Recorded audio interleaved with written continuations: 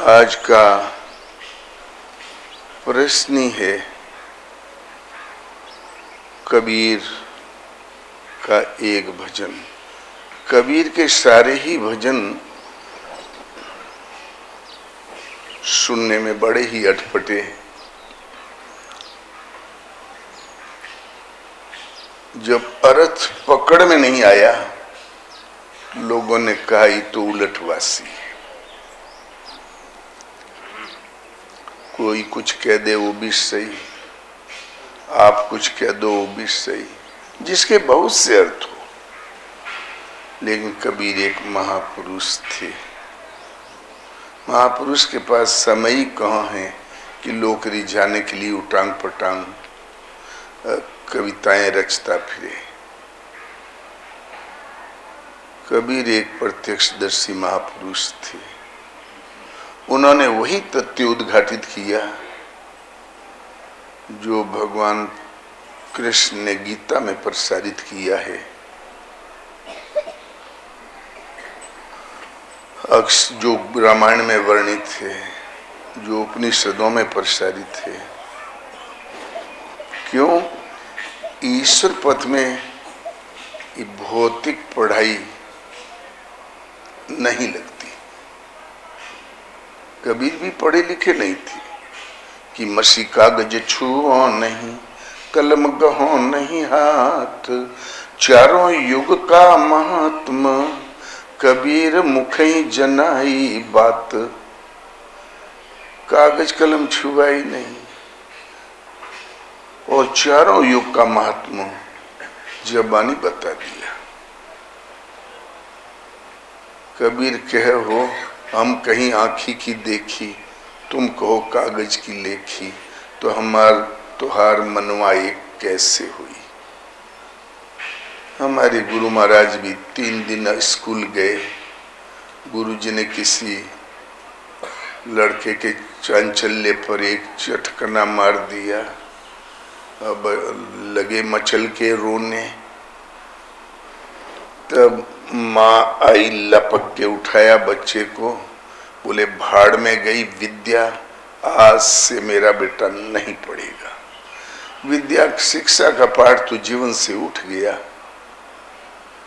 लेकिन गुरु महाराज की जब वाणी निकलती थी तो विद्वानों की विद्या का कोई उपयोग नहीं था वहां पर। महाराज के हो शरीरिया पढ़ी लिखी नहीं है, आत्मा अंग्रेजियों जानत है। कोई इंग्लिश में बात करे, मैं बता दूंगा कि इसके मनोगत भाव क्या है। मौके भगवान पढ़ाया करते हैं। इस स्थिति के ये महापुरुष थे। कबीर भी भगवान कृष्ण कहते हैं कि स्वल्प अभ्यास, गीतोक्त साधना समझकर स्वल्प अभ्यास पार लग गया। आधा नहीं, चौथाई नहीं, नियत कर्म, आत्मदर्शन की नियत विधि, कुछ कर डालना भजन नहीं, एक निश्चित विधि, उसका स्वल्प आचरण पार लग गया तो अगले जन्म में जहां साधना छूटी है वहीं से आरंभ करेगा देवी योग से। फिर अगले जन्म में जहां छूटा वहां से। इस प्रकार अनेक जन्म संसिद्धि तत्व याति प्राम गति, अनेक जन्मों के परिणाम में वो वहां पहुंच जाता है जिसका नाम परम गति है, परम धाम है, मेरा निस्वरूप है। अर्जुन, मेरा भक्त कभी नष्ट नहीं होता। माया में कोई वज्रपात नहीं है जो इस स्वल्प अभ्यास पार लग गया उस साधना को नष्ट कर दे। बीजा अंकुरित हो गया, 2 पत्ती फूट गई, फूलेगा फलेगा मिलेगा। ईश्वर पथ में आरंभ का नाश नहीं। धर्म कभी नष्ट होता ही नहीं और इस नियत क्रम का आचरण ही धर्माचरण है। धर्म अपरिवर्तनशील है। ऐसे अनेक जन्म चले हुए साधक अंत में प्राप्ति वाला जन्म में थोड़ा ही भजन करते हैं और तत्क्षण प्राप्त कर लेते हैं। जैसे भगवान कृष्ण हुए, सिंगी ऋषि हुए, व्यास हुए, कबीर हुए, तुलसी हुए, ये जन्म जन्म से चलने हुए महापुरुष थे। महर्षि पतंजल कहते हैं भव प्रत्यय योगी, साधना करते करते प्राप्ति होनी बाकी है। आयु के दिन पूर्ण हो गए, शरीर छूट गया तो मुक्ति नहीं मिलेगी, जन्म लेना पड़ेगा। लेकिन जन्म लेते ही पूर्व जन्म के बुद्धि संयोग को प्राप्त कर लेगा। थोड़ी बहुत साधना इधर उधर करके वो वहां उस स्थान को पा जाएगा जहां साधना छूटी थी। उनके पूर्णत्व की प्राप्ति में जन्म लेना ही कारण है, साधना नहीं। ऐसे योगी भव प्रत्यय योगी कहलाते हैं। तो कबीर भी उन्हीं इकाइयों में से एक थे। वो जन्मते ही अलौकिकताएं प्रकट होने लगी। कबीर ने निर्णय दिया, लोगों ने पूछा कबीरा कब से भया बैरागी, ईश्वर शब्द घर द्वार, फलती फूलती गृहस्थी, नाती ने तिरुआ।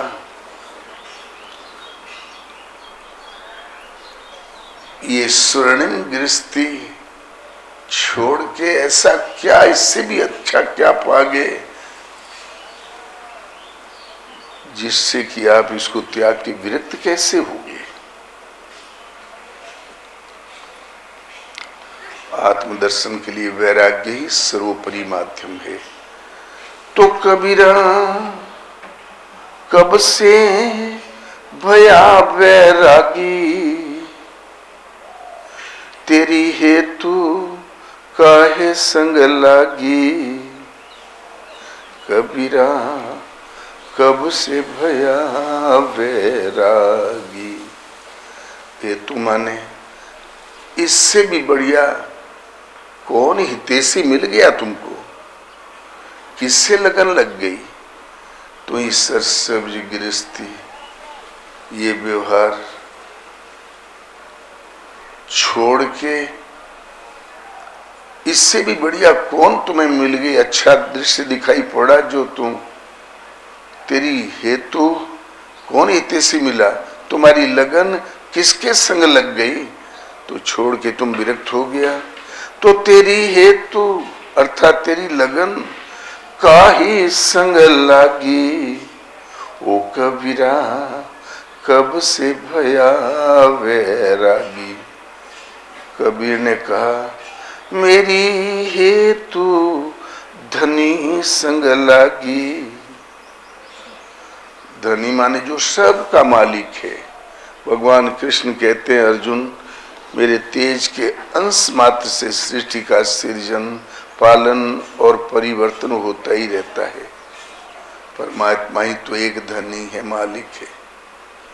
तो मेरी हेतु प्रभु संग लागी, उन सब का जो मालिक है उसके साथ, उसको हमने हितैषी समझा और मेरी लगन उसके संग लग गई। कबीरा तब से भया वैरागी, तब से ये सब फीका लगने लगा, हम विरक्त हो गए। ये है भजन और वैराग्य। तो महाराजा मनु को भी धारण करना पड़ा। महाराजा मनु सृष्टि उनकी रची हुई थी, स्वर्ग उनका बसाया जन्माया हुआ था। मृत लोग, आप लोग उन्हीं के सुपुत्र कहलाते हो, मनुज कहलाते हो। मनु से जायमान होने से मनुज कहलाते हो। तीनों लोग उन्हीं की मानव सृष्टि, वो राजवंशीय ये सृष्टि है। आप लोग हो, धंधा पानी ऊंचा नीचा होने से टाइटल बदलते चले गए और फर्क नहीं। खून निकाल के टेस्ट करोगे तो वही मिलेगा एक। बड़ा दुखी हो गए वो। तो हृदय बहुत दुख लाग, जन्म गया हूं हरि भजन बिनु। न खाने की कमी थी, न धन की कमी थी। सृष्टि में जो कुछ प्रॉपर्टी थी, इस मृतलोक का ऐश्वर्य स्वर्ग का ऐश्वर्य, पाताल का ऐश्वर्य, सब उनका, फिर भी दुखी।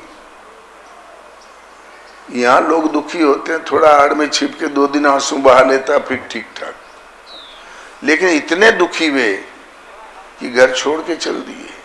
हृदय बहुत दुख लाग, जन्म गयो हरि भजन बिनु, हो ही न विषय विराग, भवन बसत भा चौथोपन। हृदय में घर में रहते हुए चौथापन आ गया, विषयों से तो वैराग्य होता ही नहीं। एक दिन छोड़ छाड़ के चल दिए, प्रभु के चिंतन का तो अवसर ही नहीं मिल रहा है। वैराग्य उन चक्रवर्ती सम्राटों को भी अनिवार्य है। तो वैराग्य की परिभाषा क्या है? कहिए तात सो, जब भजन में आप चलोगे ना तो माया सिद्धियां सिद्धियों का चारा फेंकने लगती है।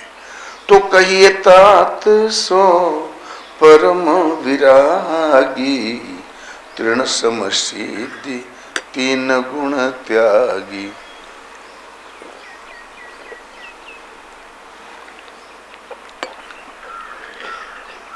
वो परम वैरागी है लक्ष्मण। जब भजन में विरक्त होके चलोगे ना, रिद्धियां प्रदान करेगी माया, सिद्धियां प्रदान करेगी माया। छोरत ग्रंथि जानी खगराया, विघ्न अनेक करे तब माया। फिर केवलो हर जाही बन के सामने नहीं आती। रिद्धि सिद्धि प्रेरही बहु भाई, बुद्धि लोभ दिखा वही आई। रिद्धियां प्रदान करेगी, सिद्ध बना देगी। ऐसी अवस्था वाला साधक साधु बाजू से निकल भर जाए, मरणासन है, मर भी गया हो तो सांस लौट आएगी, भले लौट आए, उसकी अवस्था ऐसी है। किंतु बाबा जी ने सोचा हमारे में कोई गुण आ गया, माया कामयाब, कुछ दिन तो ये घटनाएं सही होती रहेगी, फिर खत्म। छूटी न ग्रंथि मिटासो प्रकाशा, बुद्धि विकल भई विषय बतासा। सब खत्म, फिर माया कामयाब हो गई। इसलिए परम वैरागी वो सिद्धियां आए, कुछ भी अपना कांड करके गुजर जाए, साधक की दृष्टि उन पर न टिके, दृष्टि लक्ष्य पर टिकी रहे। तृण सम सिद्धि 3 गुण त्यागी, परम वैरागी। वैराग्य की भी जागृति का एक कारण होता है। प्रेम बिना धीरज नहीं, प्रेम श्रद्धा समर्पण के बिना, प्रेम बिना धीरज नहीं, विरह बिना वैराग। प्राप्ति के लिए तड़पने पैदा हुए हृदय में मीरा की तरह है। विरह बिना वैराग, ओ सदगुरु बिनु जावे नहीं, मन मनवा का दाग। सदगुरु के बिना मन का, मानसिकता का दाग नहीं धुलता। सदगुरु ही धोबी है। गुरु धोबी शिष्य का पड़ा, साबुन सिरजन हार। सूरत शिला पर धोइए, निकसे ज्योति अपार। गुरु धोबी है, शिष्य कपड़ा है। चमड़ी का शरीर कपड़ा नहीं, इधर जो चित्त वृत्ति है उसमें जो दाग पड़े हैं, जन्मांतरों के भले बुरे संस्कार, वो धब्बों की धुलाई करने में समर्थ है। गुरु कैसे धोता है? साबुन सिरजनहार। हृदय से जिस परमात्मा की हमें चाह है, जिस सत्य पर हम खड़े हैं, उस परमात्मा को आत्मा से अभिन्न होकर वही जागृत हो जाते हैं। सदगुरु उन प्रभु को हृदय से जागृत कर देते हैं। भगवान उठाने लगते हैं, बैठाने लगे, कर भजन उठ बैठ। महाराज कहें हो, भगवान हमें 2 ही बजे उठा के बैठा दे, उठ बैठ कर भजन। हमने कहा महाराज हमको तो नहीं बैठाते, अपने इष्ट देव से संकल्प करके सूत के हमें इतनी बजे उठाओ तो तू के उठा दे।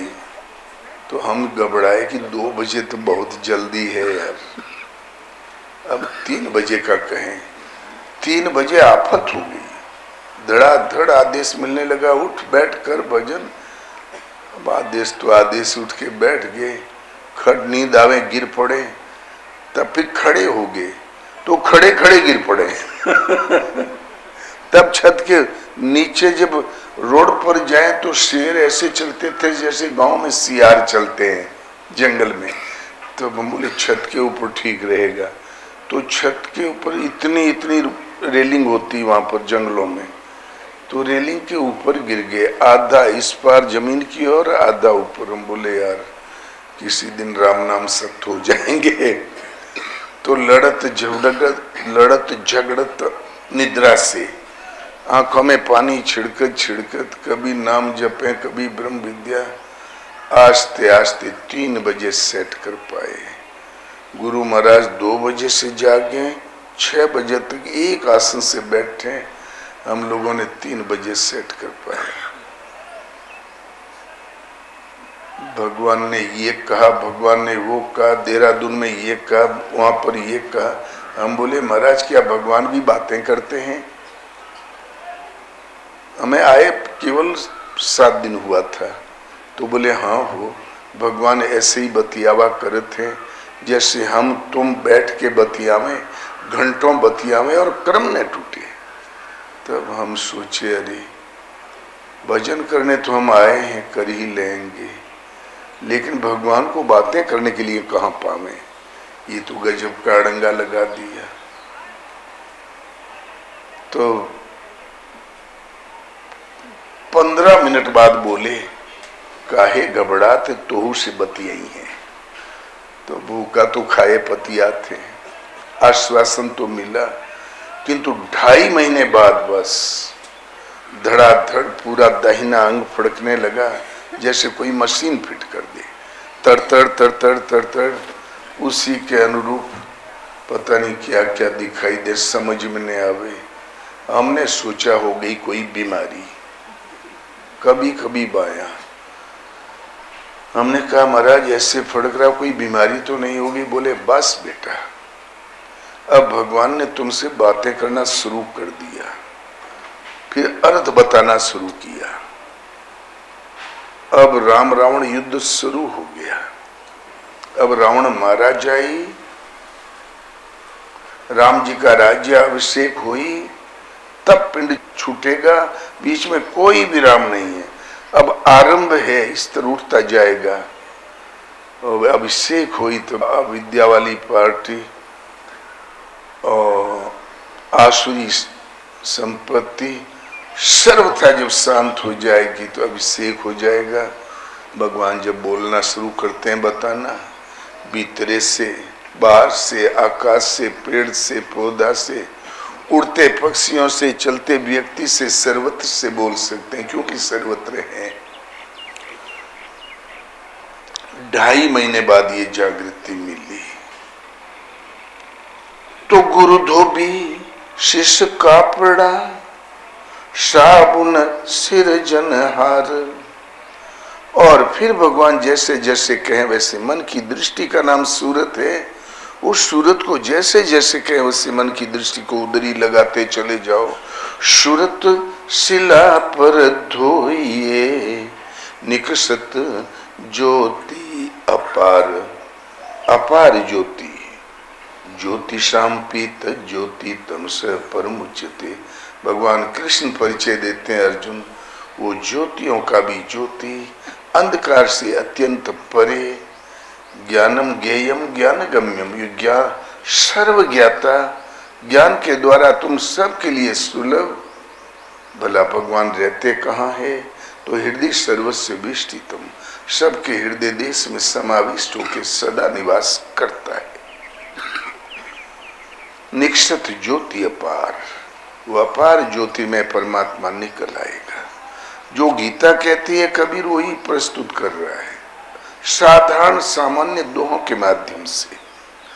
हर हालत में वैराग्य में जो सूरत का संभालना है, तो सुमिरन सूरत, सुमिरन करो।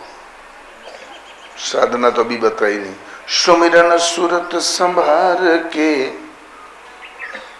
सुमरण में सुमरण के द्वारा सूरत को संभालो।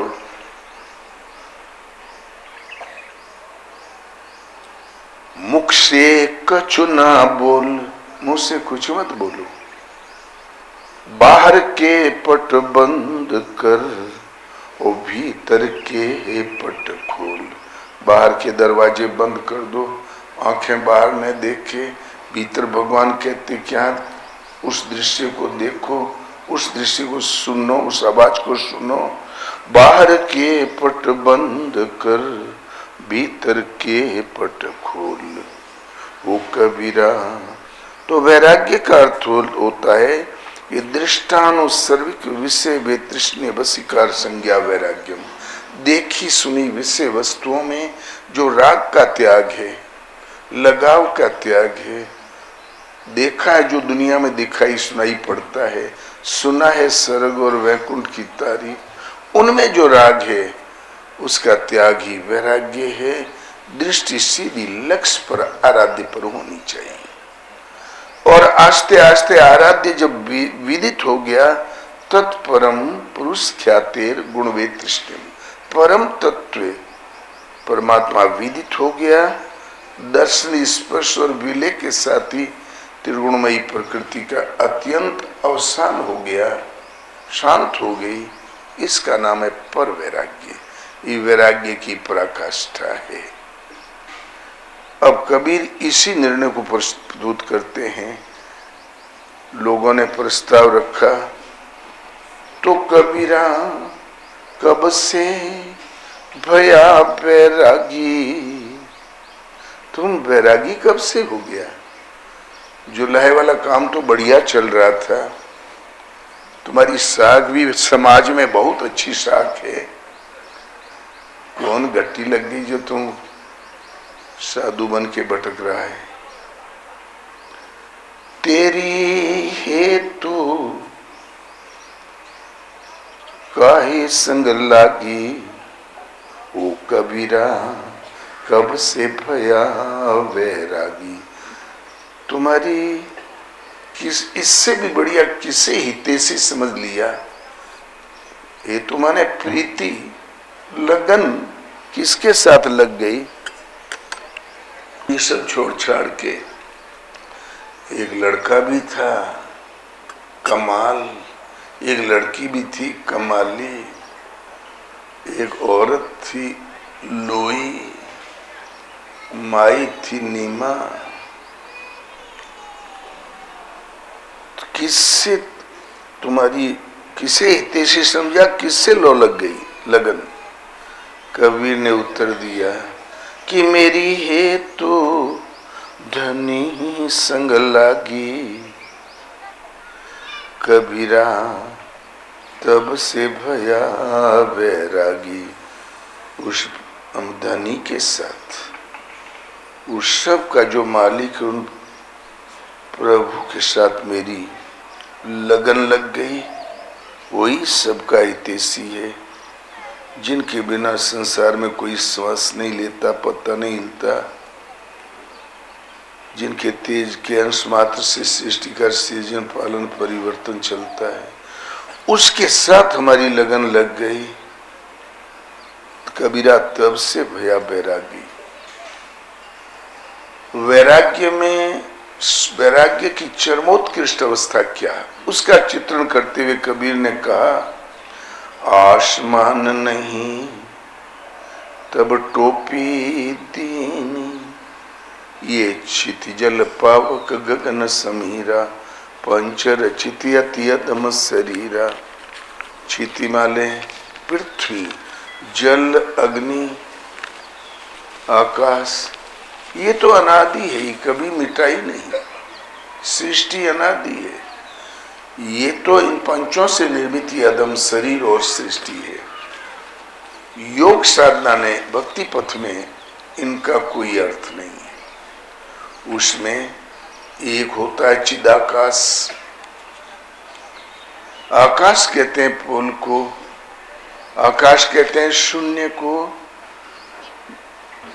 भजन चिंतन करते करते चित्त जब संकल्प विकल्प से शून्य हो जाए, चित्त तो इतना बड़ा है जितना बड़ा संसार। तुलसीदास कहे चिद विलास जग बूझत बूझत बूझे। तुलसीदास कहते हैं चित्त का पट पसार ही जगत है। लेकिन ये बात समझ में आते आते ही समझ में आती है, अभ्यास का स्तर उठता जाएगा, समझ में आती जाएगी। असन बसन पशुगास्तु विविध विधि वसमणि में रह जैसे, स्वर्ग नरक चरे अचर लोक बहु बसत मध्य मन तैसे। असन माने भोजन, वसन माने वस्त्र, पशु वस्तु विविध विधि, धन धाम इज्जत प्रतिष्ठा, स्वर्ग और नरक, यहाँ तक कि पार ब्रह्म परमात्मा बसत मध्य मन तैसे। जब जिसका नंबर आता है पिंड रूप में फेंकता जाता है, ठीक मन के अंदर बसता है। बिटप मध्य पुतरी का सूत महु कंचुक भी नहीं बनाए, मन महु तथा लीन नाना तनु प्रगटते अवसर पाए। एक वृक्ष में नाना प्रकार के फर्नीचर, दिया सलाई बना लो, चौखट किवाड़ी बना लो, तखत बनाओ, कुछ न कुछ बनता ही रहता है। एक सूत में नाना प्रकार के वस्त्र, टेबल पोस, पलंग पोस, जनाना मर्दाना कपड़े, पैरासूट। ठीक इसी प्रकार मन में तथा लीन नाना तनु, विधाता की सृष्टि के सारे शरीर विद्यमान है। जब जिसका संस्कार रूप से नंबर आता है, आकार देता जाता है। तो मन तो इतना बड़ा जितना बड़ा संसार, लेकिन साधना के सही दौड़ में पड़कर सिमट के जब इतना सूक्ष्म हो जाता है, जितना ने भला उद्वेग उठे ने बुरा, एकदम रिक्त हो जाता है, शून्य में स्थिर हो जाता है, आकाशवत हो जाता है। आकाश कहते हैं पोल को, शून्य को। उस वक्त प्रकृति से संबंध टूट जाता है, परमात्मा से जुड़ जाता है। शून्य में है, ये आकाशवत स्थिति है, लेकिन आसमान नहीं। आकाशवत स्थिति होते ही प्रकृति से संबंध टूट गया। परमात्मा जो है, जिन विभूतियों से युक्त है, अजर अमर शाश्वत अविनाशी, कण कण में व्याप्त ज्योतिर्मय, वो विभूतियां तुरंत आप में दृष्टि बनकर संचारित हो जाएंगे। सामने स्वयं और जानत तुम्हें तुम्हें हो जाए। उन्हें जानकर उसी भाव को प्राप्त हो जाता है। उसी भाव को प्राप्त हो गया तो आकाशवती स्थिति की जरूरत ही खत्म हो गई, और वो उसी भाव को प्राप्त हो गया। तो आसमान नहीं तब टोपी, तब जो मन मस्तिष्क जो अब तक संसारी था और भगवान की विभूतियों को धारण करने वाला हो गया। टोपी तो मस्तिष्क में पहनी जाती है ना, और मस्तिष्क का माने मन ही होता है, दूसरे में चित्त होता है। मन बुद्धि चित्त अहंकार के स्थान पर परमात्मा प्रसारित हो गया, ईश्वरीय विभूतियां प्रसारित हो गई, परमात्मा को धारण करने वाला हो गया। आसमान नहीं तब टोपी, आसमान नहीं तब टोपी दीनी, टोपी लगाते बना। धरती नहीं तब टीका, धड़ धरती का एक ही लेखा, जो बाहर सो भीतर देखा। धड़ कहते हैं इस शरीर को, धरती कहते हैं इस पृथ्वी को। जो कुछ बाहर है मन के अंतराल में है। अभी हमने चौपाई 2 बताई। जब भगवत स्वरूप को प्राप्त हो गया तो पुनर्जन्म अब कभी नहीं होगा। अब धरती नहीं, पुनः शरीर धारण नहीं करना पड़ेगा। अब धरती भी नहीं तो टीका भगवत स्वरूप में अभिषिक्त हो गया। धरती नहीं तब टीका, और शिव शक्ति का जन्म नहीं तब ही योग हम सीखा। कबीरा तब से भया वैरागी। कब शिव शक्ति नहीं रहा, वो तो अनादि है। कबीर कहता शिव शक्ति का भी जन्म नहीं, तब हमने योग सीखा। सुनने में बड़ा अटपटा लगता है, बिल्कुल सही। शिव, ब्रह्मा, विष्णु, महेश भगवान की आदि पर शक्तियां हैं। इन्हीं से संसार में कल्याण का स्रोत सूत्र चलता है। मानस में जो कबीर कहता है वही विस्तार मानस में दिया गया है विधिवत। वाल्मीकि जी ने निर्णय दिया, भगवान राम ने पूछा मैं रहूं कहाँ? वाल्मीकि ने कहा जहां आपने हो वो जगह बताएं, क्योंकि हरि व्यापक सर्वत्र सम्मन्ना। राम जी ने सोचा यहाँ तो पोल खुली खुलाई है।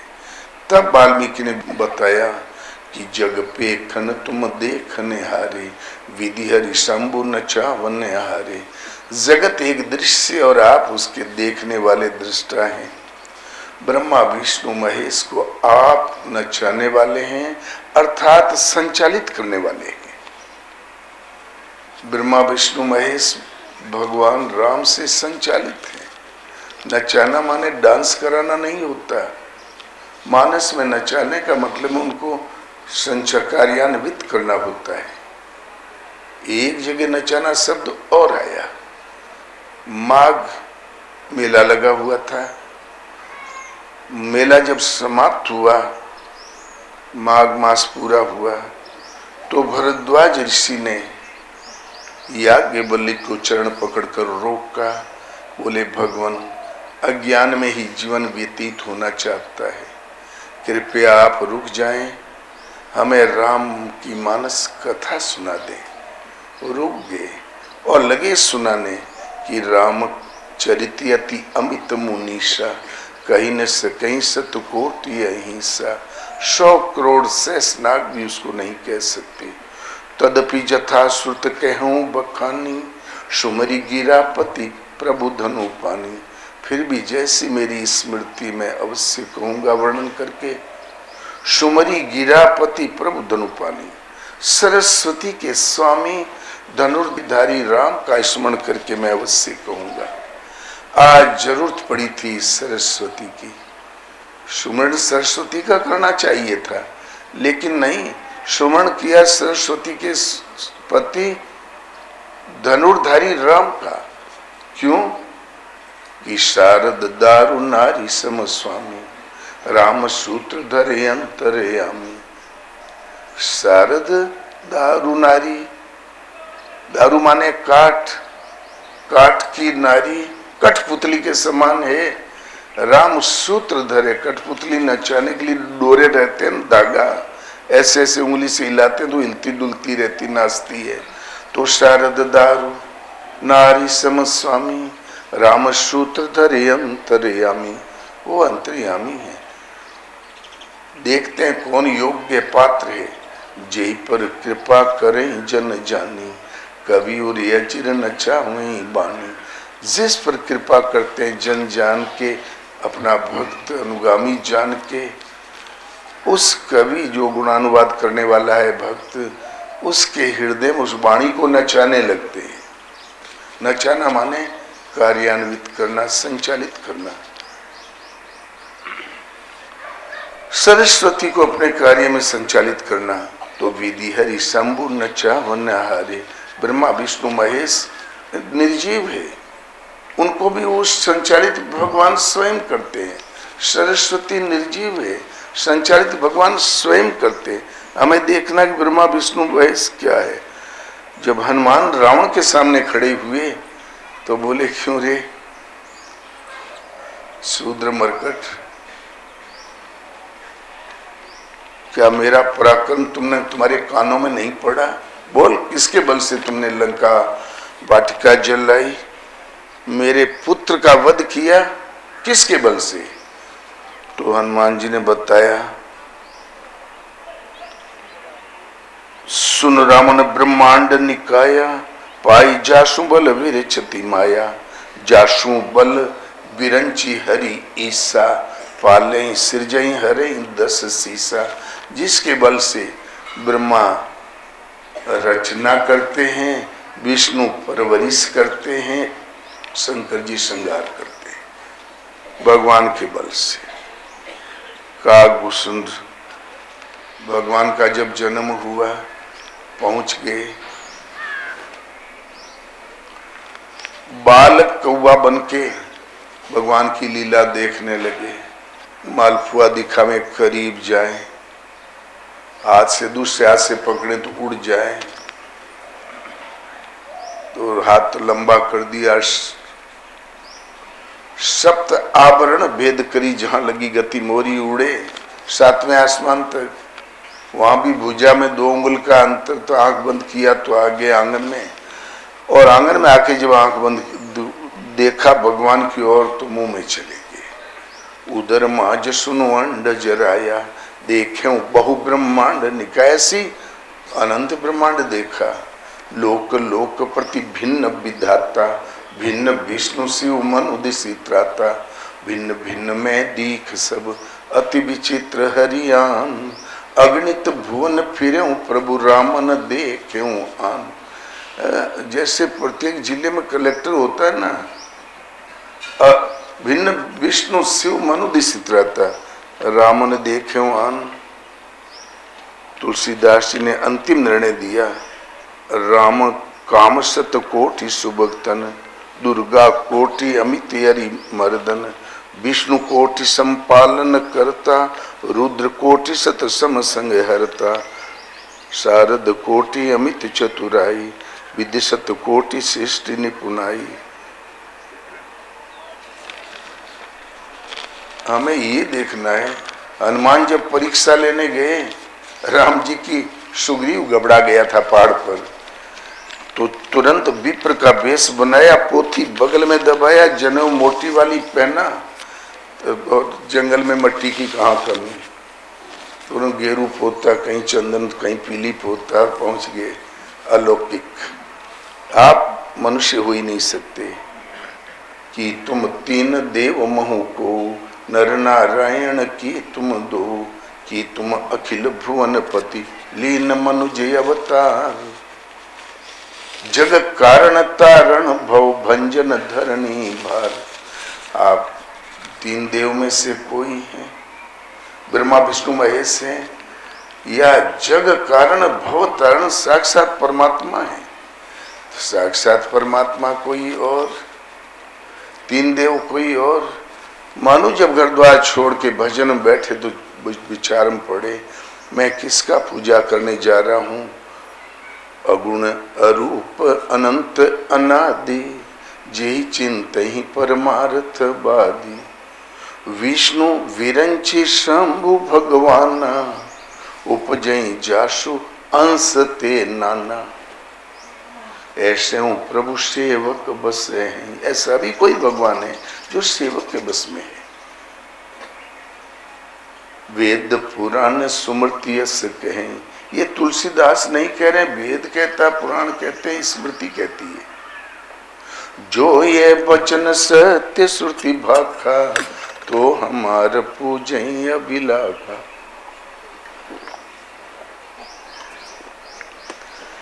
यदि श्रुति का ही वाक सच है तो मेरी अभिलाषा अवश्य पूर्ण होगी। लग गए भजन में, पाप भी गए। ये एक प्रश्न है, आखिर ये है क्या? जब भगवान एक है, ये बीच में ब्रह्मा विष्णु महेश है क्या? और हम पुजारी, बात क्या? वास्तव में भगवान के ही 3 स्वरूप है। सृष्टि अचेत है। भगवान कृष्ण कहते हैं पूरी सृष्टि निश्चेष्ट है। या निशा सर्वभूतानां तस्याम जागृतो संयमी। अर्जुन, पूरी सृष्टि जगत रूपी रात्रि में निश्चेष्ट पड़ी हुई है, प्रगाढ़ निद्रा में है सब। केवल संयमी पुरुष जाग जाता है। गीतोक्त साधना समझकर अभ्यास, थोड़ा संयम सदा, वो जाग जाता है। और नहीं समझा, नहीं लगा तो नहीं जागा। तुलसीदास जी ने इसी का अनुवाद किया है। ए जग जामिनी जागई जोगी। जगत रूपी रात्रि में सब निश्चेष्ट पड़े हुए हैं, योगी जाग जाता है। जागे हुए के क्या लक्षण है? वीरति विरंचि प्रपंच वियोगी। विधाता के प्रपंच से विरक्त हो जाते हैं, वियोगी हो जाते हैं। जानिए तब ही जीव जग जागा, जब सब विषय विलास विरागा। इसलिए अचेत संयमी पुरुष जाग जाता है। जब और सोने का तरीका क्या संसार में? मोह निशा सब शोभनी हारा, देखें स्वप्न अनेक प्रकारा। मोह रूपी रात्रि में सब निश्चय पड़े हुए हैं। ये साली ऐसी दीर्घ निद्रा में रात्रि दौड़ धूप करते हैं, अर्जित कतरे मात्र स्वप्न देख रहे हैं। तो सभी अचेत थे। गीतोक्त साधना सदगुरु के शरण सानिध्य में जब भजन जागृति हुई, जागृति के प्रथम चरण में भगवान जब हृदय से साधना जागृत जहाँ हुई, तो जागृति के प्रथम चरण में हृदय से ही आत्मा से अभिन्न होकर जब भगवान रति हो जाते हैं, तो विधि प्रदान करते हैं। आत्म पर्यंत दूरी तय करने वाली विधि प्रदान करते हैं। ऐसे बैठ, ऐसे उठ, ऐसे इंद्रिय संयम कर, इधर देख उधर मत देख। समस्त मानसिक प्रवृत्तियों और इंद्रियों की लगाम अपने हाथ में ले लेते हैं, उस संचालित करने लगते हैं। विधि जागृति करने वाली परमात्मा की उस पर शक्ति का नाम ब्रह्मा है। ये सृष्टि पहले से ये रचना विशिष्ट रचना है। और इस विधि के अनुसार जब साधना आगे चली तो थोड़ा उन्नत हुआ, तो भगवान उस भगत की योगक्षेम का भार अपने हाथ में ले लेते हैं। परवरिश करने वाली परशक्ति नाम विष्णु है। सारा ऐश्वर्य उसके सामने है। लक्ष्मी जी चरणों में लौटती रहती है। और फिर बाद में फिर कोई खतरा नहीं है। अर्जुन इसी स्तर पर था।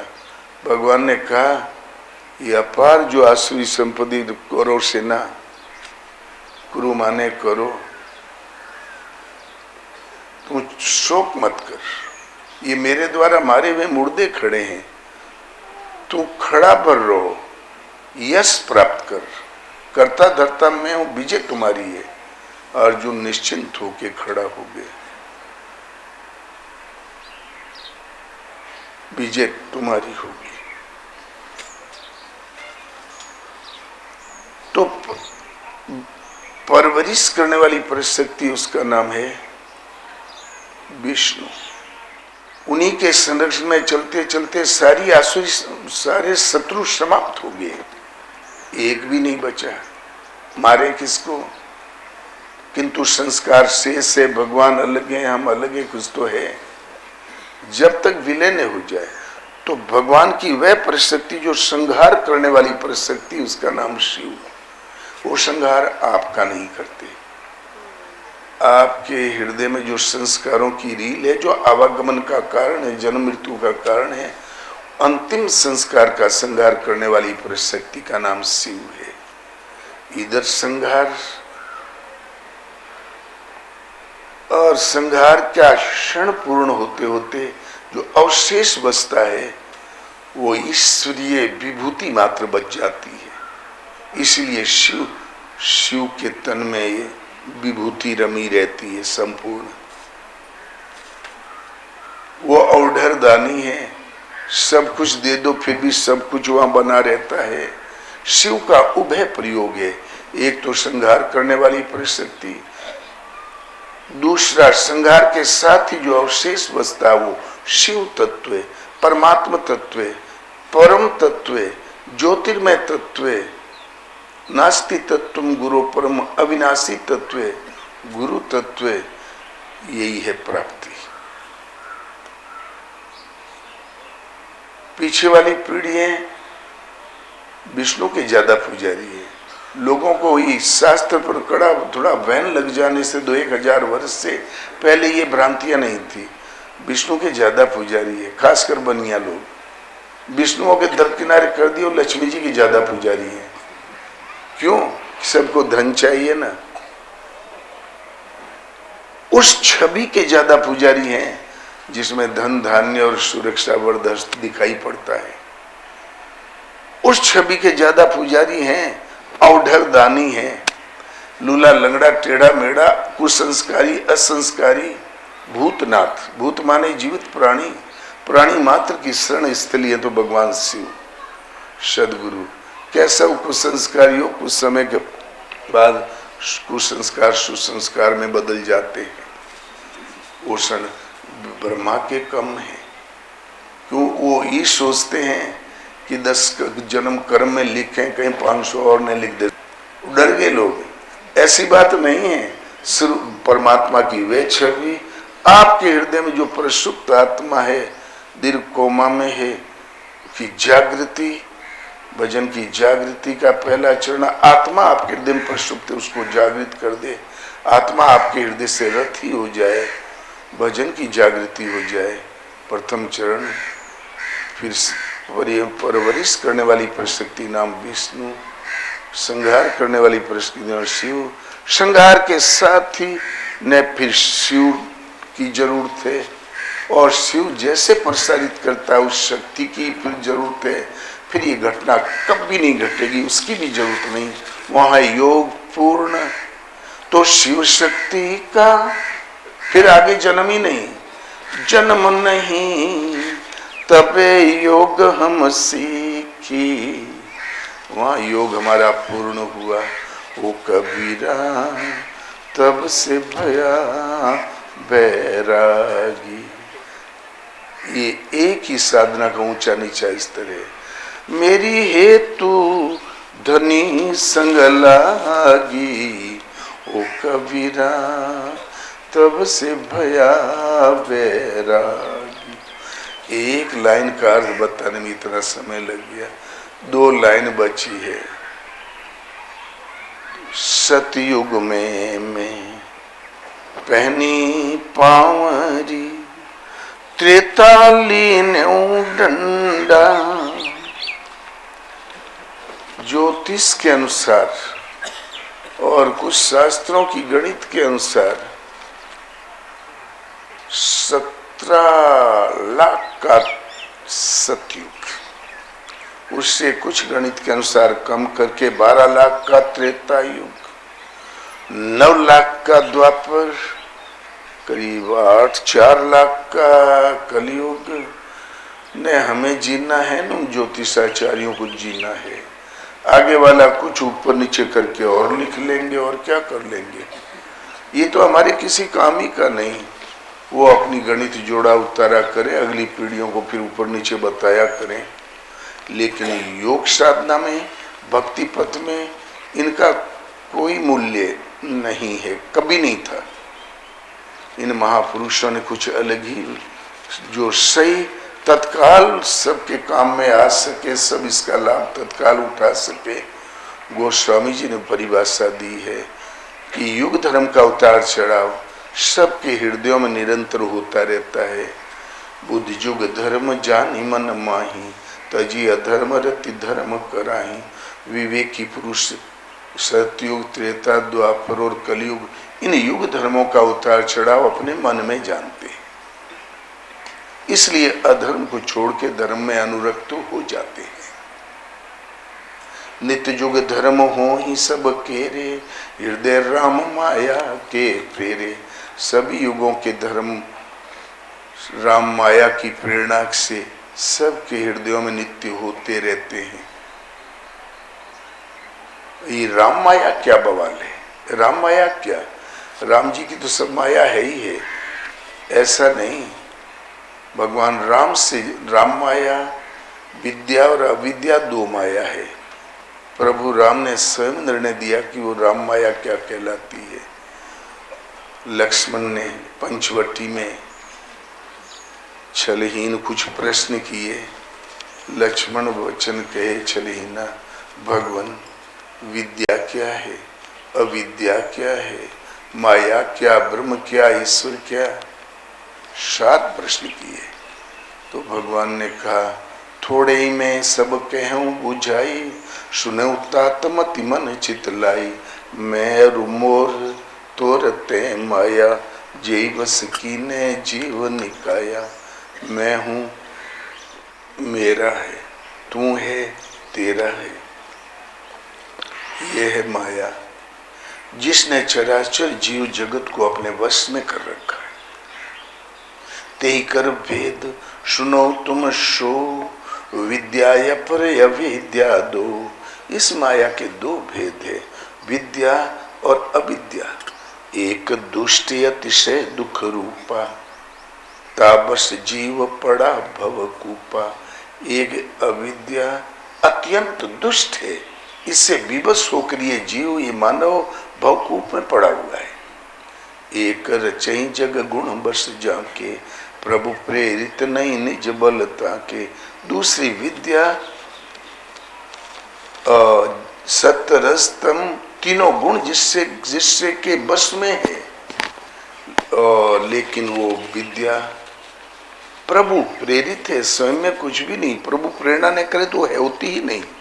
प्रभु प्रेरित नहीं निज बलता के, वो प्रभु प्रेरित है विद्या। यदि प्रभु प्रेरणा न करे तो फिर विद्या कुछ नहीं, विद्या होती ही नहीं।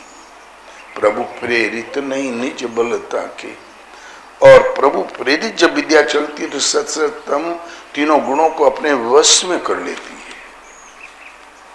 विद्या ही का ब्रह्म गति प्रदाया, विद्या जिसके पास आवे उसको घसीट के ब्रह्म गति प्रदान कर ले। आप लोगों की पढ़ने लिखने वाली विद्या अलग चीज, ये योग साधना में विद्या वह है जो इसको जीव को पकड़े और उत्कर्ष करते हुए ब्रह्म दर्शन ब्रह्म गति प्रदान कर दे। और सत्रस्तम तीन ही तो रुकावट थी, इनको अपना विद्या, इनका निरोध वश में करने में सक्षम है। तो युग धर्मों का उतार चढ़ाव, नित्य युग धर्म हो ही सब केरे, ये प्रभु प्रेरित है, इसलिए राम माया कहलाती है। हृदय राम माया के प्रेरे, तो शुद्ध सत्व समता विज्ञान, कृत प्रभाव प्रसन्न मन जाना।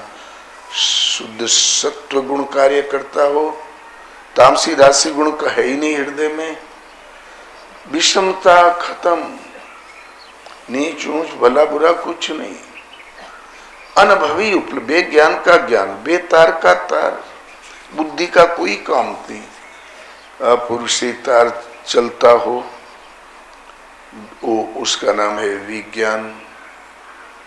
पुरुषी वाणी के सहारे वही जो मिलता उतना ही जानकारी है, इसके बाहर कुछ नहीं। समता हो, विज्ञान हो, कृत प्रभाव, ये सतयुग का प्रभाव है, मन सदा प्रसन्न है। उस समय भजन का स्तर क्या होता है? कृतयुग सब योगी विज्ञान, करी हरि ध्यान तरई भव प्राणी। उस समय सब के सब योगी, सब विज्ञानी, सबका सहज ध्यान जम जाता है, करी हरि ध्यान तरई भव प्राणी। इससे नीचे वाला स्तर कहते हैं सत्व बहुत, सात्व गुण की बहुतायत है, रज कच्छु थोड़ा सा राजसी गुण का संपुट है, तामसी है ही नहीं। सत्वर बहुत रज कच्छु, रति कर्म, कर्म माने आराधना चिंतन। सत्व बहुत रज कच्छु रति कर्म, सब विधि सुख त्रेता कर धर्मा। हर तरीके से सुख है, ये त्रेता युग का धर्म है। उस वक्त भजन की श्रेणी क्या है? त्रेता विविध यज्ञ नर करही, हरि ही समर्पी कर्म भव तरही। यज्ञ का नाम सुनते ही लोगों का मन वहां पहुंच जाता है। झोंपड़ा हो, अग्नि जलती हो, धुआं निकलता हो, कुछ मंत्र पढ़े जाते हो। इसके आगे तो कोई समझ ही नहीं पाया आज तक। बुजुर्ग लोग तो शायद समझे हों। जब से गीता आई, यज्ञ का स्वरूप समझ में आने लगा है। वास्तव में योग विधि यज्ञ है। बहुत से योगी लोग श्वास को प्रश्वास में हवन करते हैं, प्रश्वास को श्वास में हवन करते हैं, श्वास प्रश्वास की गति को रोक कर प्राणायाम के परायण हो जाते हैं। बहुत से योगी लोग इंद्रियों के बहिर्मुखी प्रवाह को संयम रूपी अग्नि में हवन करते हैं। ज्ञाना अग्नि, संयमा अग्नि, योगा अग्नि, 13-14 विधियों से योग साधना भजन पद्धति का चित्रण किया। ये यज्ञ है। इसमें चराचर जगत की प्रवृत्ति हवन सामग्री के रूप में है। और प्राणायाम प्राणों के व्यापार, मन बुद्धि चित्त अहंकार, इसके व्यापार पर विराम लग जाना प्राणायाम कहलाता है। ये मन के निरोध की अवस्था विशेष है। निरोध के साथ ही यज्ञ पूर्ण हुआ। यज्ञ का परिणाम निकलाता है वो आत्मा का प्रत्यक्ष दर्शन, दर्शन के साथ मिलने वाली जानकारी, ज्ञान, ज्ञाना अमृत को पान करने वाला योगी सनातन ब्रह्म में स्थित हो जाता है। यज्ञ श्रेष्ठ अमृत भुजे, यज्ञ जो अवशेष छोड़ता है उस ज्ञाना अमृत को पान करने वाला योगी सनातन ब्रह्म में स्थित हो जाता है। यज्ञ उसे कहते हैं जो मन का निरोध करने वाला हो। यज्ञ उसे कहते हैं जो उस ज्ञानामृत का उत्पत्ति करने वाला हो, अंतराल में मन का निरोध करने वाला हो। तो विविध यज्ञ साधना की विविध तरीके से जो 13-14 पॉइंट बताए हैं, सभी विधियों से यज्ञ करने की क्षमता होती है। त्रेता विविध यज्ञ नर करें, अपने भरोसे नहीं, पुरुषांगीण समर्पण रहता है। हरि ही समर्पी कर्म भवत रही। उससे नीचे वाला स्तर होता है बहुरज, राशि गुण की बहुतायत, स्वल्प सत्व, कछु तामस, द्वापर धर्म, हर्ष भय मानस। द्वापर श्रेणी का धर्म है, मन में हर्ष हो। और फिर वो संस्कारों की रील, मन में उद्वेग तो बना ही हुआ है, भय भी है, कहीं मैं इस अवस्था से डगमगा न जाऊं। द्वापर धर्म, हर्ष भय मानस। तो भजन का स्तर क्या है? द्वापर करी रघुपति पद पूजा, नर भव तरहि उपाय न दूजा। पद पूजा में कभी श्वास में कभी ब्रह्म विद्या में लगा ही रहता है। कलयुग में क्या रहता है? तामस बहुत, मार तामसी तामसी गुण है, थोड़ा सा रजा गुण का संपुट है, सात्विक गुण जैसे होता ही नहीं। तामस बहुत, रजोगुण थोड़ा, कली प्रभाव विरोध चहुओरा, चारों ओर विरोध। ऐसी परिस्थिति में भजन का क्या स्तर है? कलियुग केवल हरि गुण गाहा, गुणगान करो, संकीर्तन करो, ये भजन है। गावत नर पावई भवथा, वो भव का थाप आ जाएगा, आवागमन का थाप आ जाएगा। शुरुआत यहीं से है। बुद्ध युग धर्म जानी मन माही, युग धर्मों का उतार चढ़ाव विवेकी प्रबुद्ध जन अपने हृदय देश में जानते हैं। तजिया धर्म रति धर्म कराई। बाहर कभी 25 लाख का हो, 17 लाख वर्ष का रहा होगा, हम लोगों से क्या मतलब? इसी जन्म में इसी साधना के द्वारा शरीर के रहते रहते इन युग धर्मों की श्रेणी हम पार कर सकते हैं। टेक होनी चाहिए, लगन होनी चाहिए। साधना क्रम गीता है, जागृति सदगुरु से है। इसी आशय को कबीर प्रस्तुत करते हैं कि सतयुग में तुलसी तो कहता केवल सत्व गुण करी हरि ध्यान तरे भव प्राणी। सतयुग में मैं हम पहनी पावरी, पावरी माने पाँव में पहनते ना वो खड़ाओ। भरत जिन चरणन की पादुकनी, भरत रहे मन लाए। सोई पद आज बिलो कियूं, इन नैनन अब जाए। जिन चरणों की पादुका में भरत लो लगा के रहते थे, आज उन्हीं चरणों को मैं जाके देखूंगा। भरत रहे लो लाए, पादुका भगवान की पादुका। सतयुग में भगवान कि ऐसी छत्र छाया में पहुंचता है साधक जहां भगत मेरो पग धरे, तहां धरूं मैं हाथ, पाछे लगा सदा रहूं, कबहु न छाड़ूं साथ। भगत यदि कुएं में पांव रख दे, कांटों में रख दे, तो भगवान अपना हाथ बढ़ा देते हो, कुएं में नहीं गिरेगा, कांटा नहीं गड़ेगा। गुरु महाराज कहे हो हम पतित होना चाहें तो हम न हो पाओ, भगवान हमें होखे न दिए, हो कहां से जाओ।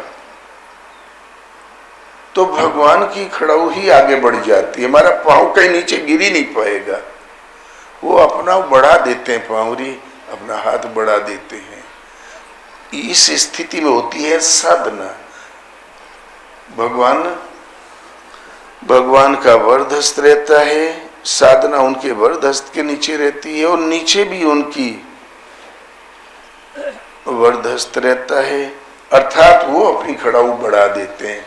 वो कांटे नहीं होते, कुआं नहीं होता, माया नहीं होती, भगवान की पादुका रहती है। तो सतयुग में हम पहनी पांवरी, महावीर स्वामी जब पांव रखते थे तो नीचे कमल उगाता रहा। विविध तरीके से महापुरुषों ने एक ही बात को समझाने का प्रयत्न किया है। त्रेताली ने डंडा, डंडी स्वामी जी वाला नहीं, डंडा गुरु महाराज कहें दंड जतिन कर भेद, नर्तक नृत्य समाज, जीतहूं मन ही सुनिए अस, श्री रामचंद्र के राज। दंड जति की पहचान होती है। दंडा ले लिया, ये दंड नहीं। दंड माने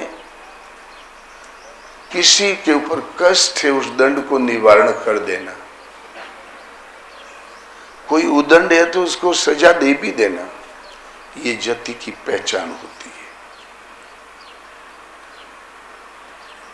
और राम राज्य में माया किसी को नहीं नचाती थी, और मनोरंजन के लिए नृत्यशाला में थोड़ा ताता देना है, बस उतना ही डांस था, नर्तक नृत्य समाज। शत्रु कोई नहीं था, केवल मन को जीतो, यही एक शत्रु है, श्री रामचंद्र के राज। गुरु महाराज के आश्रम में पहले तो कोई नहीं जानता था यो कोई महात्मा है। जब जान पाए तो पूरे जंगल की जो बस्तियां थी वो सब आने लगे। जंगल में एक बुखार होता है मलेरिया, एक दिन छोड़ के एक दिन बुखार अतरा, तीसरे दिन बुखार तिजारी, चौथे दिन बुखार चौथिया, और वैद्य कोई नहीं, डॉक्टर कोई नहीं, 50 किलोमीटर में जंगल में। और सब दौड़ के आवे, बोले महाराज मैं मर रहा हूँ, 3 महीने से बुखार आ रहा है, कोई कहे 6 महीने से बुखार आ रहा है। वो दम तो तोड़ सकते हैं लेकिन डॉक्टर कोई नहीं। महाराज कहें पापी कहीं का, पटक मोड़ी, खो विभूति धुने में। जहां विभूति खाने के लिए सिर पटके तो एक छड़ी पतली सी रखी रहे, उठा के एक मार दें पीठ पर, मुड़ी सिर से पीठ में, जहां तक लगे पापी कहीं का, पाप तुम लोग करो भोगे बाबा जी। तो छड़ी ऐसी रहे जो छुई जा तो चमड़ी में खून चकचकाए आवे। तो फिर वो बेचारा डर के मारे बबूती खा लगा ले, फिर बैठ जाए। बोलता वहां से, बोल बेटा पारी कब है बुखार की? बोले महाराज परसों या कल। देख पारी माने बुखार का नंबर जी कब है, परसों कल नरसों बिता क्या क्या होता, फिर बुखार न आवे। तो जो घर में दही सही दूध हो लेके आवे। बोले महाराज बुखार तो नहीं आया। बोले जो बेटा बुखार गया, हजारों केस हो गए, फिर बुखार न आवे, कोई डॉक्टर विश्वास करेगा? 3 महीने का बुखार तो मलेरिया लीवर में जाता चला जाता, कोई मानेगा? सब खत्म। महाराज के हो जो भगवान स्वरूप दे देते हैं तो कुछ हथियार भी दे दिया करते हैं। जो हमें स्वरूप मिला तो भगवान ने कहा तुम्हारे दाहिने हाथ में ये गुण है, छू देगा तो उसका कल्याण हो जाएगा। बाएं हाथ में ये गुण है कि बाएं हाथ छू दे तो उसका सज्जी कर्म हो जाएगी, सब कर्म हो जाएगा। और तेरे विभूति में ये गुण है, खा ले तो कल्याण हो जाएगा। और बेटा छड़ी मार देगा तो कल फांसी होना है तो फांसी न हुई, सजा चाहे जो हो जाए। तो हमारे सामने सैकड़ों केस आए और गए, तो हमने सोचा जब हम साधु हो जाएंगे तो हमारे द्वारा भी यही होगा। हमें कोई आश्चर्य नहीं था, जो भी साधु होगा तो भगवान एक, स्थिति एक, तो भगवान की विभूति एक, तो हमारा भी यही होगा। लेकिन गुरु महाराज ने जब हम अपनी विभूति समेट लिया तब हमें समझ में आया वैसी विभूति केवल गुरु महाराज थे और कोई नहीं। और जट्टा फकीर हो, आचरण गिरस्त हो, टिप टाप होने में क्या रखा है। इसलिए सेठ तुम हो जाओ तो शायद लय हमारा इसीलिए तो किसी का दंड निवारण कर देना। कोई उदंड आवे तो डांट के उसको दंड दे। तो इसलिए महाराज के यहाँ जब से गद्दी पर विराजमान हुए, बरबर डाकुओं का एरिया, लेकिन 26 वर्ष तक किसी का सीख बराबर चोरी नहीं हुआ। अरे 2-3 किलोमीटर चारों तरफ की एरिया में घोर जंगल में, बोले उधर मत जाओ रे, परमर्शी का क्षेत्र है, नहीं तो हम लोग बचेंगे नहीं। तो दंड जति न कर भेद, जति की ये पहचान है। ये गुण नहीं तो अभी जति भी नहीं है। नर्तक नृत्य समाज, और नर्तक माया नहीं नचाती। नृत्य समाज में थोड़ा ताता दिना हो गया, बस उतना ही। शत्रु कोई नहीं, मन को जीतो। रामचंद्र के राज्य में यही है। तो त्रेता लीने दंडा, जब साधना त्रेता युगीन स्तर पर पहुंची तो हाथ में दंड मिल गया। दंड निवारण करने, दंड देने की एक क्षमता हाथ में, ये अवस्था, ये सिद्धि मिल गई। और द्वापर में हम अड़बड़ बाँच्यों, कबो तो बोले ठीक भजन में मन लग रहा है, और कभी कभी जब वो बुरे संस्कारों वाली रील सामने से गुजरी, उच्चाटन हो गया, फिर घबराहट पैदा होने लगी। अड़बड़, कभी ठीक कभी गड़बड़, कभी विपरीत। कबहु दिवस महु निबड़तम, कबहु की प्रगट पतंग, बिन सही बिकसई ज्ञान जिमी, पाई कुसंग सुसंग। कभी दिन में घोर अंधेरा, निबिड़तम, बरसात में जब बादल घेर लेता है ना, तब वर्षा ऋतु में। कबहू के प्रगट पतंग, कभी बादल छट गया, सूर्य की सीधी किरण पड़ने लगी। विकसे ही बिनसे ही ज्ञान जिमी, पाई कुसंग सुसंग। तो द्वापर में जब दुविधा की अवस्था होती है तो कभी तो ज्ञान प्रसारित हो जाता है, साधु मस्त रहता है। थोड़ी में जब वो अविद्या का दबाव आता है, कुसंस्कारों का, तब आंसू बहाने लगता है। पाई माम शरणागतम, भगवान दया करना। तो ये अड़बड़ बाँचे हूँ, कभी इधर कभी उधर। द्वापर में मैं अड़बड़ बाँचे हूँ। जब साधना प्रारंभिक स्तर पर रही तो कलऊं फिरऊं मैं नंगा, न विवेक न वैराग्य न समय न दम है, कुछ है ये नहीं, एकदम फटीचर कंपनी। जब भजन की पद्धति में कुछ हो, कहीं ठिकाना नहीं, तो कहीं झाड़ू लगा रहा है, कहीं सेवा कर रहे, कहीं आंखों मूंद रहा है। अर्थात साधना की, संयम की कोई लड़ी खड़ी अंदर, स्थिरता में कुछ हो नहीं। बाहर से कह दो कैसा साधु, तो टिना जाई तुरंत।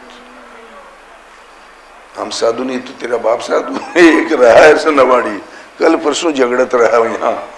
तो कलऊ मतलब साधना की संयम की पूंजी नहीं, चित्त वृत्ति में टिकाव ठहराव नहीं, चित्त वृत्ति ही चीर है, उसमें सब जगह छेदी छेद, कहीं टिकने का क्षमता नहीं है।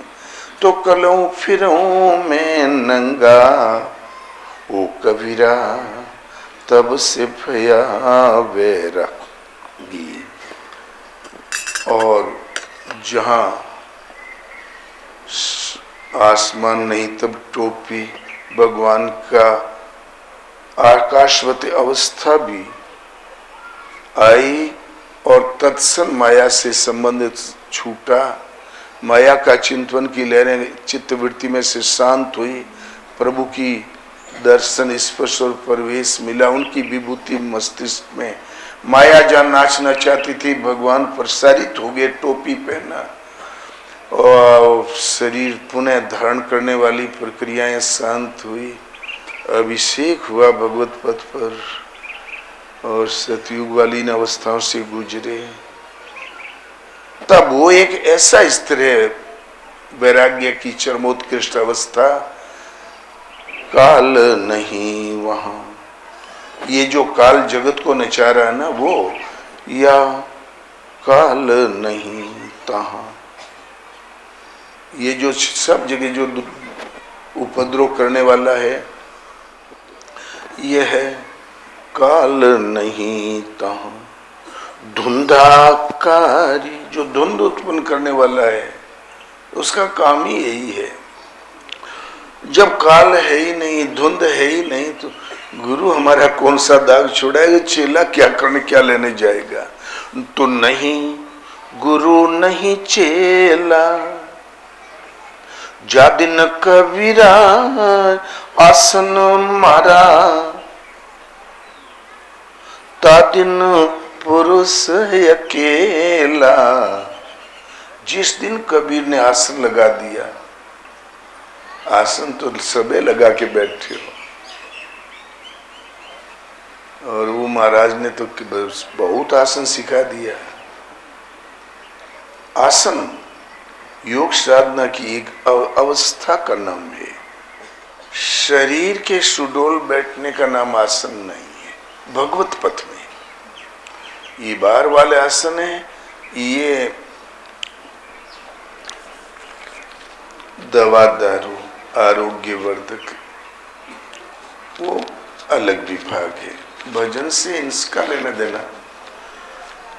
योग साधना में जो आसनों का चित्रण है, वो योग के 8 अंग है। ये मन का स्थिरीकरण ही आसन है। स्थिर सुखम आसनम, स्थिर और सुख पूर्वक बैठने का नाम आसन है। स्थिर तो हम बैठ जाएंगे, लेकिन सुख कहां? सुख का उतार चढ़ाव मन पर है। कभी कभी मनुष्य जब दुखी होता है तो कमरे में चला जाता, 2 दिन निकलता भी नहीं, बैठा तो है। सुख कहां? मन में तो आग भरी रहती। स्थिर और सुख का उतार चढ़ाव मन पर होता है। मन का स्थायित्व स्त्रीकरण ही आसन है। मन ही भला कैसे स्थिर हो? तो यम नियम आसन प्राणायाम,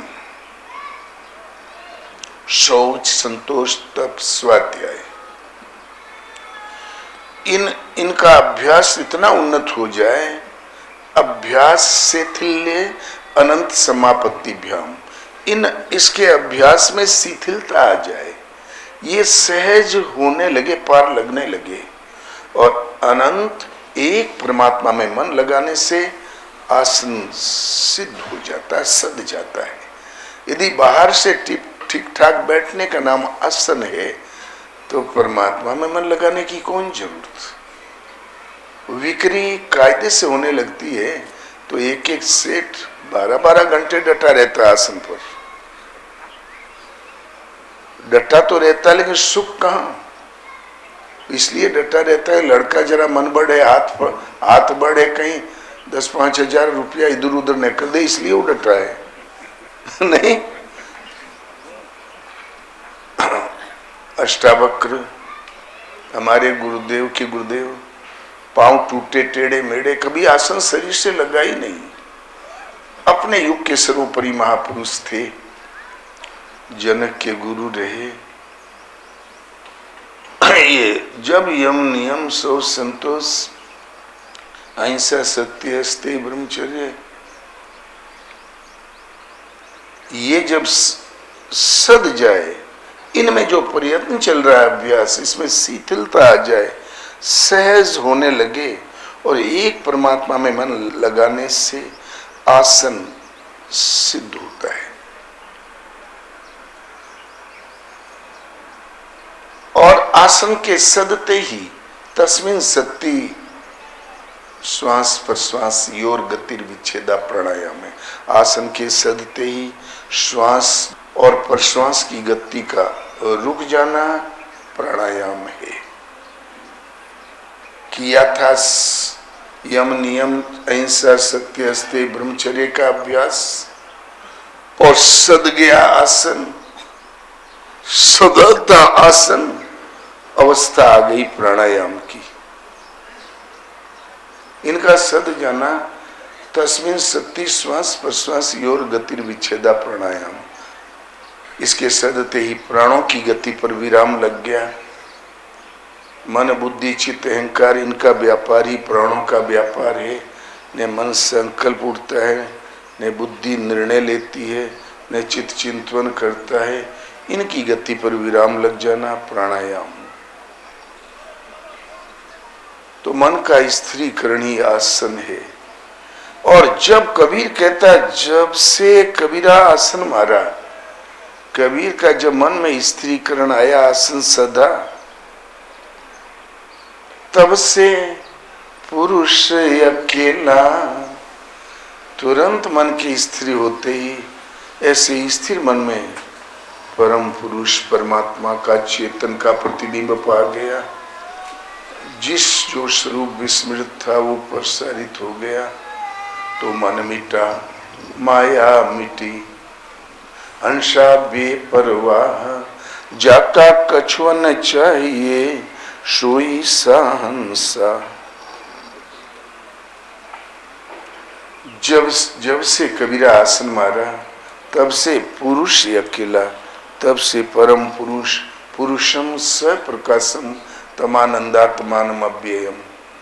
गार्गी ने याज्ञवल्क्य से कहा, आप मैं इसलिए छोड़ के चले गए थे जंगल में कि मैं स्त्री हूं, मैं पिन पयोधर स्त्री नहीं हूं। मैं इस जगत को पुरुष से हीन देखती हूं। मैं ही पुरुष हूं, मैं ही नपुंसक हूं, मैं ही स्त्री हूं। वो पुरुष होते हुए भी नपुंसक और स्त्री है जो हृदय में स्थित आत्मा को नहीं पहचानता।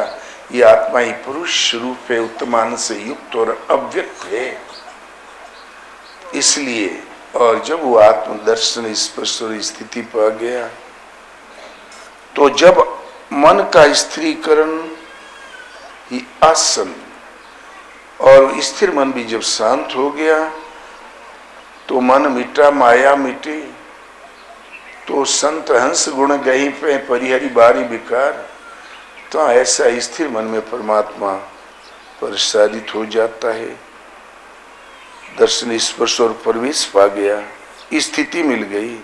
तो जब से कबीरा आसन मारा, जा दिन कबीरा आसन मारा, ता दिन पुरुष अकेला कबीरा, तब से भया वैरागी। गुरु महाराज के दो आने की गेरू रंग लो तो सन्यासी, और दो आने की खड़िया लेके लगा लो बैरागी। बैराग में का धरा है लेकिन ये एक साधना का परिणाम है। कबीर वही कह रहा है जो गीता कह रही है, वही कह रहे हैं जो तुलसी कह रहे हैं। सृष्टि के आदि काल से जो महापुरुष कहने आए वही निर्णय कबीर का है। में महात्मा की कुटिया मिल गई तो बोले ससुराल में सुबह जा, नहीं तो रुक जाए यहाँ पर, नहा धो के कपड़ा बदल के ठाठ से जाओ। तो महात्मा बोले भगत जी आप यहाँ रुक जाओ, आटा बाटा रखा, लिट्टी लगाओ, हमें एक न्योता भले घर में, हम जा रहे हैं। तो बोले महाराज वहाँ क्या खाओगे? बोले बहुत बड़े आदमी हैं, मालपुआ मिलेगी, तस्माई मिलेगी, सूरन का साग मिलेगा, देसी घी की बूंदिया मिलेगी, तो हमारा न्योता, हम जा रहे हैं। तो बोले तुम वहाँ माल काटो, हम ठर्रा लिट्टी चबाई, हम आओ कि नहीं ले चलियो? बोले वहाँ केवल संत जा सकते हैं और कोई नहीं जा सकता। बोले ये कौन बड़ी बात है, हम और संत हो जाते हैं। तुरंत वो धोती फाड़ के लंगोटी लगा लिया। तो बोले इतने से काम न चली, तो राख घोल के लोटे में और विभूति चोपड़ लिया। बोले अब आप बैरागी और हम त्यागी, कमंडल 2 रखे, एक हमें दे दो महाराज। चला गया। और जब वहां गए तो घूमत फिरत 2 गांव पार किया, तीसरा गांव वही कर ससुराल तीर, वही घर में होकर ने उतारा। बोले यार हम तो मर गए ना, जहां बढ़िया बढ़िया कपड़ा पहन के ठाट से आते रहे, और तो आज तो मर गए यार, कुठौड़े फंस गए, कहां बाबन के चक्कर में पड़ गए। तो फिर वो कुएं पर आसन लगा, उधर मकान की छाया पड़ती रही, तो छाया ही छाया में रहा हुए। तो बोले महाराज ये संत कहाँ से आए? तो एक और, तो बोले ये हरिद्वार के महात्मा विचरणशील साथ में आ गए। तो बोले अच्छा अच्छा, सब गोड़ ले ही पड़े। तो फिर कुछ पानी वानी दिया, जब परोसने लगे तो सरवा आया, तो थोड़ा पीछे सरका, कहीं पहचान न ले। इतने में छोटकी साली आई, तो ऊपर आंख थोड़ी चौक रही, वो घूर के ताकत रही है।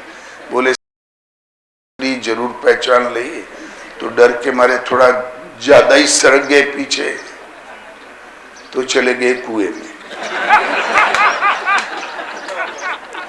और लंगोटी एक तार बंधा रहा, वो लकड़ी का है ना पानी खींचे वाला, वो में तार में फंस गई।